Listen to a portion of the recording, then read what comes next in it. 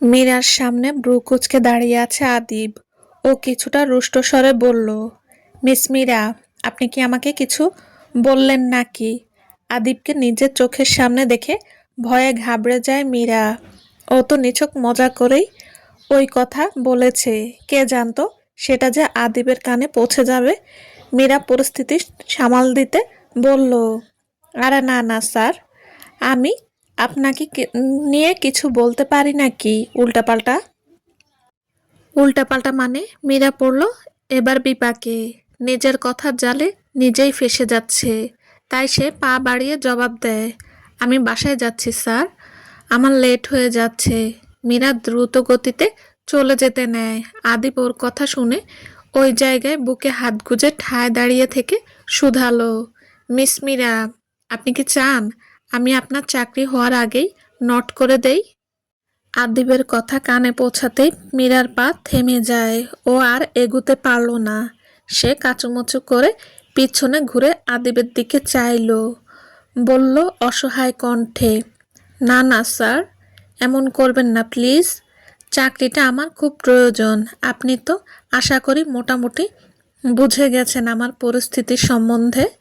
মীরার অসহায় মুখ আর বলা কথা শুনে আদিবের খুব মায়া হলো। তবুও সেটা ও নিজের চেহারায় প্রকাশ না করে বলল, আপনার আশেপাশে তো দেখছি ওই লোকটা ঘুরঘুর করছে। আপনার একা যাওয়া উচিত না। গাড়িতে বসুন, আমি পৌঁছে দিচ্ছি। মীরা আপত্তি জানিয়ে বলল, কিন্তু স্যার। আদিব ওকে কথার মাঝখানে থামিয়ে দিয়ে বলল, আবার কিন্তু? মীরা চুপ হয়ে যায়। ও অনিচ্ছায় গাড়িতে গিয়ে বসে। আদিবও গিয়ে বসে গাড়িতে। গাড়ি তার আপন গতিতে চলতে ব্যস্ত। মিরপুরের রোড ধরে মীরা আর আদিব পাশাপাশি বসে আছে। আদিব ড্রাইভ করছে আর মীরা জানালা দিয়ে বাহিরে দিকে তাকিয়ে আছে। দুজনের মধ্যে নীরবতা বিরাজ করছে। কারো মুখে কোনো কথা নেই। একসময় নীরবতা কাটিয়ে আদিব বলল, এই অল্প বয়সে ডিভোর্স? অ্যারেঞ্জ ম্যারেজ নাকি? আদিবের প্রশ্ন শুনে মীরা বাহিরের থেকে চোখ সরিয়ে আদিবের দিকে তাকায়। তারপর কিছুক্ষণ চুপ থেকে ক্ষীণ স্বরে বলল, বউ হিসেবে আমি পারফেক্ট নই। ডিভোর্স তো হবেই। আর আমাদের লাভ ম্যারেজ। 4 বছরের রিলেশনের পর 1 বছর হলো বিয়ে করেছি ওকে। মীরার কথা শুনে আদিব পুরো হতভম্ব। মানে এত বছরের রিলেশনে পূর্ণতার পর বিচ্ছেদ? ও তো ভেবেছিল হয়তো পারিবারিক বিয়ে, দুজনের মেন্টালিটি মিলেনি, যার জন্য বিচ্ছেদ হলো ওদের। কিন্তু আদিব কিছুটা অবাক হয়ে আগ্রহের সঙ্গে জানতে চাইল, কি বলেন, রিলেশনের পর বিচ্ছেদ? এটা সম্ভব? কি হয়েছে? না মানে যদি মাইন্ড না করেন তাহলে বলতে পারেন। মীরা আদিবের থেকে চোখ সরিয়ে বাহিরের দিকে তাকায়। কিছুক্ষণ কেটে গেলেও মীরা কোনো জবাব দেয় না। পরক্ষণে আদিব হতাশ কণ্ঠে বলল, আচ্ছা, বলতে হবে না অস্বস্তি লাগলে। মীরা বাহিরের দিকে তাকিয়ে বলতে লাগলো, এত বছরের রিলেশন তো ঠিকই ছিল, সব কিছুই ভালোভাবে চলছিল। তারপর আর কি, পরিবারের বিরুদ্ধে গিয়ে তাকে বিয়ে করলাম। তার বেকারত্বের সময় পাশে ছিলাম, মেন্টালি সাপোর্ট দিলাম। আর তারপরই আমি এখন তার পথের কাঁটা। বলে মীরা আড়ালে নিজের চোখ মুছে ফের বলতে লাগলো, আর আমি মনে করি প্রান্ত একদম সঠিক সিদ্ধান্ত নিয়েছে। যে মেয়ে কখনো তাকে সন্তানের মুখ দেখাতে পারবে না, তাকে কেনই বা কেউ ভালোবাসবে? এইটুকু বললে থেমে যায় মীরা। আর এদিকে আদিব তো একের পর এক চমক সামলাতে ব্যস্ত। মনে মনে প্রান্তর ওপর প্রচণ্ড ক্ষোভ জন্মে আদিবের। ফের দুজনের মধ্যে নীরবতা বিরাজ করছে। মীরা নিস্তব্ধে কেঁদে যাচ্ছে আদিবের আড়ালে। তারপর কিছু সময় কেটে যায়। মীরা নিজেকে সামলে নিয়ে বলল, জানেন স্যার, বিষণ্ণ বিকেলের অনুজ্জ্বল আলো চোখে পড়তেই মনে হয় হৃদয়ের ঘুমন্ত যন্ত্রণাগুলো যেন হঠাৎ জেগে ওঠে, আরো প্রবল হয়ে হানাহানি শুরু করে দেয় মনে। বড় অদ্ভুত। আমরা কি সত্যি ভুল মানুষকে ভালোবেসে কষ্ট পাই স্যার? নাকি যাকে ভালোবাসি তাকে ভুল বুঝে অকারণেই অতি চিন্তায় নিজেদের হৃদয় ক্ষতবিক্ষত করি, যে মানুষটির জন্য পরিবারকে উপেক্ষা করা হয়েছে। নিজের সমস্ত সাহস দিয়ে ভালোবাসার দায় কাঁধে তুলে নিয়েছি। সেই মানুষটির সামান্য অবহেলাও তো বুকের ভেতর ছুরির ফলার মতো বিঁধে যায় স্যার। আর সেখানে আমাকে তো একদম তার জীবন থেকেই ছুঁড়ে ফেলে দিয়েছে। এতদিন তার আচরণে অনুরাগহীনতা, কথায় অদ্ভুত শুষ্কতা, আগ্রহের দ্রুত বিলুপ্তি সবকিছু যেন দৈনন্দিন অভ্যাসে পরিণত হয়েছে। তারপর যে মেয়েটি নিজেকে শক্ত মনের পাথর ভেবে বাঁচত, সেই মেয়েটিও মাঝরাতের নিস্তব্ধতায় নিঃশব্দ হাহাকারে ভেঙে পড়ে।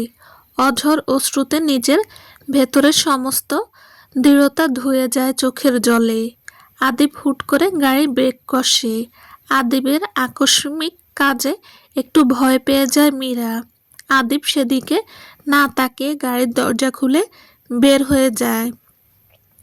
তারপর অন্য পাশে গিয়ে মীরার পাশের গাড়ির দরজা খুলে বলল, বের হয়ে আসুন, পাশেই একটা লেক আছে, ওখানে কিছুক্ষণ বসে গিয়ে, বলেই আদিব চলে যায় রাস্তা পেরিয়ে। মীরা ধীর পায়ে গাড়ি থেকে নেমে আদিবকে অনুসরণ করে লেকের পাড়ে যায়। মীরা একটু অবাক হয় লেকটা দেখে। লেকের পাড়ে চারপাশে বৃক্ষরাজ সহ আরও নানা রঙের ঘাস ফুলের সমারোহ। মীরা তো লেকটার সৌন্দর্য দেখে মুগ্ধ। আদিব গিয়ে লেকের পাড়ে পানিতে পা ডুবিয়ে বসে। মীরাকেও আসতে বলে আদিব। মীরা গিয়ে বসতেই আদিব ওর দিকে একটা বৃক্ষরাজ ফুল এগিয়ে দেয়।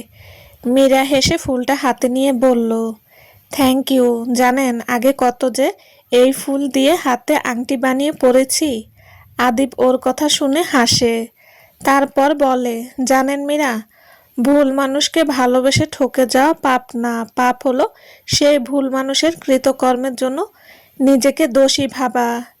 এই লোকটা যদি সত্যি আপনাকে ভালোবাসতো, তাহলে যত খারাপ পরিস্থিতি আসুক না কেন, সে আপনাকে ছেড়ে যেত না। কথাগুলো বলে থামে আদিব।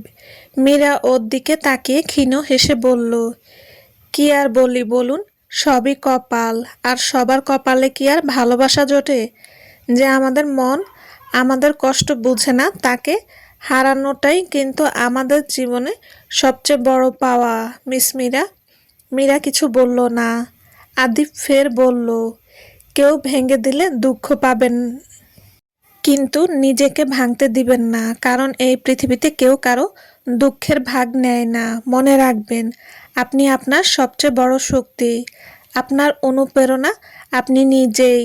ভুল থেকে শিক্ষা নিয়ে নিজেকে ওই হিসেবে গড়ে তুলুন। মীরা হাসার চেষ্টা করে বলল, হ্যাঁ, তাই তো করছি। এ জীবনে মীরা নামের মেয়েটা আর কারো ভালোবাসায় জড়াবে না, কারো ভালোবাসার আশাও করবে না। বলে মীরা লেকের পাড় থেকে উঠে পড়ে। লেট হচ্ছে স্যার, বাসায় যেতে হবে। আদিবও উঠে দাঁড়ায়। তারপরে হুট করে আদিব মীরার বাঁ হাতটা টেনে নিয়ে ওর আঙ্গুলে বৃক্ষরাজ ফুল দিয়ে বানানো রিংটা পরিয়ে দেয়। তারপর আদিব বলল, চলুন যাই। পুরো ব্যাপারটা মীরা স্বাভাবিকভাবে নিয়েই গাড়ির দিকে যাওয়ার জন্য পা বাড়ায়।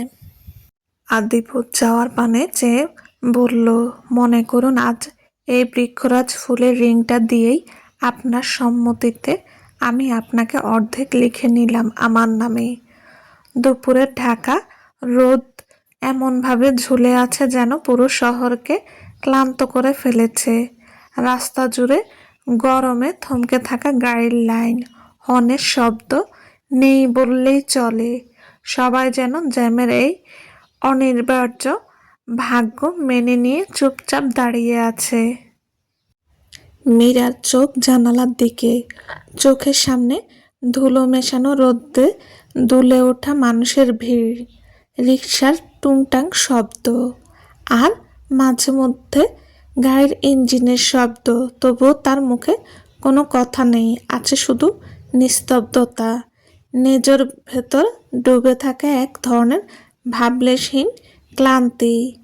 আদিব স্টিয়ারিংয়ে হাত রেখে সামনে তাকিয়ে আছে, চোখে রাগ নেই, পৌঁছানোর তাড়াও নেই, আছে শুধু ওর মধ্যে এক ধরনের স্থিরতা। পুরো জ্যামটাই ওর মাথার ভেতর নীরবতার সাথে তাল মিলিয়ে চলছে। মাঝে মাঝে আদিবের আঙ্গুল স্টিয়ারিংয়ের ওপর কড়া রোদের তাপে শুকনো হয়ে ওঠা তালটা টোকা দিয়ে দেয়, কিন্তু তাতেও কোনো অস্থিরতা নেই ওর মধ্যে। গাড়ির ভেতরটা ভারী, এয়ার কন্ডিশনের হালকা শীতল বাতাসও যেন সেই ভার কমাতে পারছে না। মীরা আদিব দুজনেই পাশাপাশি বসে, এত কাছে, তবুও যেন দূরের দুটো আলাদা দ্বীপের মতো দূরত্ব বিরাজ করছে মীরা আর আদিবের মধ্যে। কারো মুখে কোনো শব্দ নেই, আছে শুধু একরাশ নীরবতা। অতঃপর জ্যামের যাত্রা শেষ করে মীরাদের বাসার সামনে পৌঁছালো আদিবের গাড়ি। আদিব গাড়ি থামায়। মীরা গাড়ি থেকে নেমে মিষ্টি হেসে বলল, থ্যাংক ইউ স্যার। বিনিময়ে হাসল শুধু আদিব, কোনো জবাব দিল না। কিছু সময় কেটে যায়। মীরা বাসায় যাওয়ার জন্য পা বাড়াতেই আদিব ওকে পিছু টেকে বলল, মিস মীরা, আপনি তাহলে কবে জয়েন করছেন চাকরিতে? আদিবের কথা শুনে মীরা চোখ মুখ উজ্জ্বল হয়ে যায়। ও উচ্ছ্বাসিত গলায় বলল, আমার চাকরি ফাইনাল তাহলে? মীরার উচ্ছ্বাসিত মুখ দেখে আদিবের ঠোঁটের কোণেও এক চিলতে হাসি ফুটে ওঠে। ও বলল শান্ত গলায়, জি, আপনি চাইলে কাল থেকেই চাকরিতে জয়েন করতে পারেন, যদি আপনার সমস্যা না থাকে তো। মীরা বলল, না না স্যার, আমার কোনো সমস্যা নেই, আমি কাল থেকে জয়েন করব। আদিব বলল, আজ তবে আসি। বলে আদিব গাড়ি স্টিয়ারিংয়ে হাত দেয় গাড়ি স্টার্ট দেওয়ার উদ্দেশ্যে। তখনই মীরা কিছু একটা মনে পড়তেই ও তড়িঘড়ি করে শুধালো, আচ্ছা স্যার, আমি তো আপনাকে আমার বাসার অ্যাড্রেস দেইনি, তাহলে আপনি কি করে ঠিক লোকেশনে আমাকে পৌঁছে দিতে পেরেছেন বলুন তো? আমাকে তো কিছু জিজ্ঞেসও করেননি আপনি। মীরার কথা শুনে আদিব বেচারা পড়ল বিপাকে। তার অবস্থা এমন হলো যে ছেড়ে দে মা, কেঁদে বাঁচি। আদিব কোনো উত্তর না দিয়ে মীরার দিকে এমনভাবে চাইল যেন মনে হয় সে মীরার উপর খুব রেগে গেছে ওর প্রশ্নে। হলো তাই। আদিবের তাকানোর ভঙ্গি দেখে মীরা কিছুটা ঘাবড়ে গিয়ে আমতা আমতা করে বলল, আসলে আমি মানে। ওর কথা শোনার আর প্রয়োজন মনে করল না আদিব। গাড়ি স্টার্ট দিয়ে নিজের গন্তব্যের দিকে রওনা দেয় ও। ওরা এমন কাজে তো মীরা হতভম্ব। অতঃপর আদিবকে বকতে বকতেই বাসার দিকে পা বাড়ায় মীরা। প্রান্ত নিজের বাসায় এসেই রুমে সবকিছু চারদিকে ছুঁড়ে মারছে রাগে। কোনো মতেই শান্ত হচ্ছে না ও। মীরার পাশে ওই ছেলেটাকে কোনোভাবেই সহ্য করতে পারছে না প্রান্ত। এদিকে হিয়া ছিল কিচেনে। চেঁচামেচির শব্দ শুনে ও দৌড়ে রুমে আসে। এসে রুমের এই বেহাল দশা দেখে তো ওর মেজাজ খারাপ হয়ে যায়। ও চেঁচিয়ে বলল, কি হচ্ছে কি প্রান্ত? তোমার সমস্যা কি? এসব ভাঙছো কেন?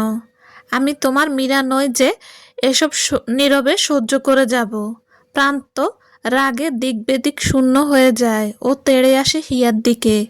ওকে মারতে গিয়েও থেমে যায় প্রান্ত। নিজেকে নিয়ন্ত্রণ করে বলল, তোমার ভাইয়ের সমস্যা কি? ও আমার পুরো লাইফটা ধ্বংস করে দিয়ে এখন আবার কেন নতুন নাটক করতেছে বলো? হিয়া ভ্রু কুঁচকে যায় প্রান্তর কথা শুনে। বলল রুষ্ট স্বরে, তোমার কি কোনো কাজ নেই আমার ভাইকে ব্লেম দেওয়া ছাড়া? কি করেছে ও তোমার সাথে? প্রান্ত বলল, ও মীরার পেছনে কেন পড়েছে হিয়া? ওর আর কি ক্ষতি করা বাকি আছে আমাদের বলো তো? আমি তো আর মীরার সাথে যোগাযোগ করছি না, তাহলে কেন ও মীরার চারপাশে ঘুরঘুর করছে বলো প্লিজ আনসার মি। মানে কী সব বলতেছো? ভাইয়া কেন ওই মেয়ের পেছনে ঘুরঘুর করবে? সবাইকে কি নিজের মতো চরিত্রের ভাবো নাকি? এবার সত্যি রেগে যায় প্রান্ত। ও আর নিজেকে সামলাতে পারল না। হিয়ার থুতনি চেপে ধরে বলল ও। কেন আমার পেটে তোর বাচ্চা আসলো বল? আর আমার ভাই যা করেছে ঠিক করেছে, মেরে ফেলুক ওই মেয়েকে, যাতে তুই আর কখনো ওই মেয়ের দিকে ফিরেও না তাকাতে পারিস। প্রান্ত বলল, আমি বেঁচে থাকতে তোর ভাই মীরার পাশও ঘেঁষতে পারবে না। আজ বলে রাখলাম, অনেক সহ্য করেছি, আর না। বলেই তড়িঘড়ি করে রুম থেকে বের হয়ে যায় প্রান্ত। এদিকে হিয়া রাগে থরথর করে কাঁপছে ওর কথা শুনে। চলবে। আসসালামু আলাইকুম। আপনাদের যদি গল্পটা ভালো লাগে প্লিজ লাইক কমেন্ট করে জানাবেন কেমন হয়েছে। প্লিজ প্লিজ অনুরোধ রইল। আর আমার চ্যানেলের গল্প ভালো লাগলে সাবস্ক্রাইব করে দেবেন। আল্লাহ হাফেজ।